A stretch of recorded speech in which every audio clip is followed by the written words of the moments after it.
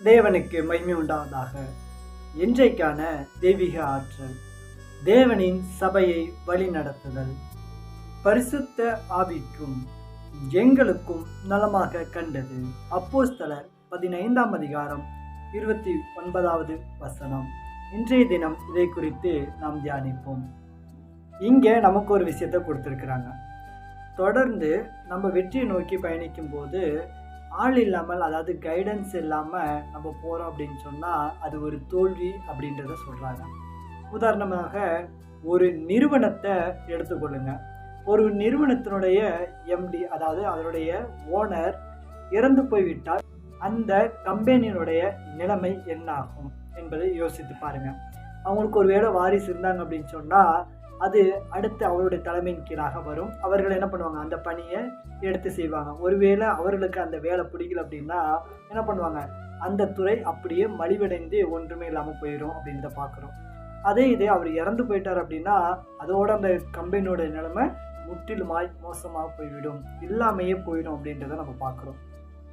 சாதாரண தொழில் நிறுவனங்களுக்கே இப்படிப்பட்ட ஒரு சம்பவங்கள் நடக்கின்றது.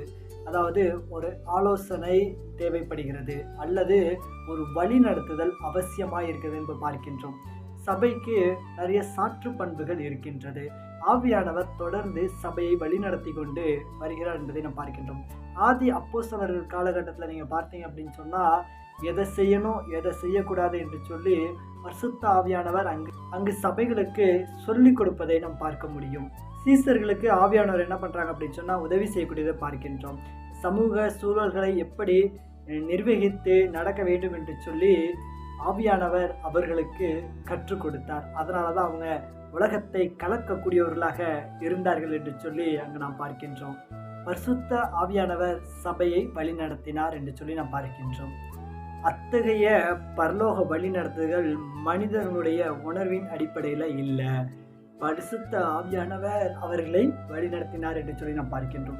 வேதாமத்தில் நீங்கள் வாசித்தீங்க அப்படின்னு சொன்னால் சிமியோனுக்கிட்ட சொல்லுவாங்க, நீ கிறிஸ்துவை காணுமுன் மறிக்க மாட்டேன் அப்படின்னு பரிசுத்த ஆவியானவர் சொல்லியிருப்பாங்க. பேதுருக்கிட்ட சொல்லும்போது உன்னை 3 மனுஷர்கள் தேடுறாங்க அப்படின்ற ஒரு விஷயத்தை ஷேர் பண்ணியிருப்பாங்க. பவுல்கிட்ட ஒரு சில சீடர்கள் சொல்லுவாங்க, நீங்கள் எருசலேமுக்கு போக வேண்டாம் என்று ஆவியினால் எங்களுக்கு தெரிய வந்தது அப்படின்றத அங்கே அவங்க ஷேர் பண்ணுவாங்க. அப்போது திருச்சபைக்கு பரிசுத்த ஆவியானவர் உதவக்கூடியவராக இருந்திருக்கின்றார். விவேகமுள்ள இந்த திருச்சபை தலைவர்கள் என்ன பண்ணலை, மனிதர்களை நம்பவில்லை. தங்கள் யோசனைகளுக்கு எல்லாம் ஆவியானவரை சார்ந்திருந்து அவரிடத்தில் ஜெபித்தார்கள் என்று சொல்லி பார்க்கின்றோம். தேவன் அதற்கு பதில் தருவதற்காக காத்திருந்தார்கள், அதை பெற்றுக்கொண்டார்கள் என்று சொல்லி பார்க்கின்றோம். அது மாத்திரமல்ல, ஆவியானவருடைய அந்த மெல்லிய சத்தத்திற்கு செவிசாய்த்தார்கள் என்று சொல்லி நாம் பார்க்கின்றோம்.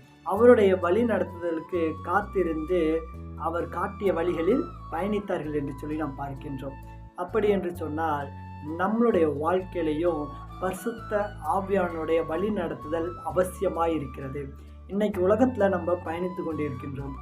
நம்மளை சுற்றிலும் அதிகமான பிரச்சனைகள், போராட்டங்கள் என்று பல தீமையான விஷயங்களும் இருக்கத்தான் செய்கிறது.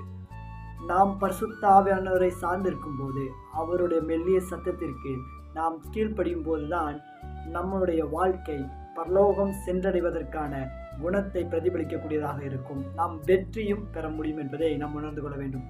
ஆகையால் பரிசுத்த ஆவியானுடைய வழி நடத்துதல் எனக்கு தினம் வேணும் அப்படின்னு சொல்லி நாம் ஜெபித்து அவரை நாம் பெற்றுக்கொண்டு ஆசீர்வாதமாக வாழ்வோம்.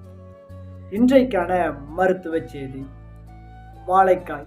இந்த வாழைக்காயில் வைட்டமின் பி, ஏ, சி என்று சொல்லியும் பாஸ்பரஸ், பொட்டாசியம், இரும்புச்சத்து என்று சொல்லி அதிகமான சத்துக்கள் இதில் நிறைந்திருக்கு.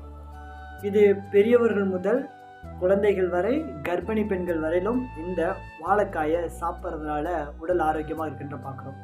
இந்த வாழைக்காயினுடைய முக்கியமான ஒரு சத்து என்ன அப்படின்னு சொன்னால், சுகர்னால் பாதிக்கப்பட்டவர்களுக்கு, அதாவது இன்சுலின் குறைவாக உள்ளவர்களுக்கு இது இன்சுலினை அதிகப்படுத்தி கொடுக்கும். வாரத்தில் 3 நாள் நம்ம இதை எடுத்துக்கும் போது குளுக்கோஸ் லெவல் என்ன பண்ணும், சரியான அளவில் இருக்கும்படிக்கு அது உதவுது அப்படின்றத பார்க்குறோம். அப்படி என்று சொன்னால் இந்த வாழைக்காயை நம்ம சாப்பிடுவோம், ஆரோக்கியமாக இருப்போம், தேவனை மகிமைப்படுத்துவோம்.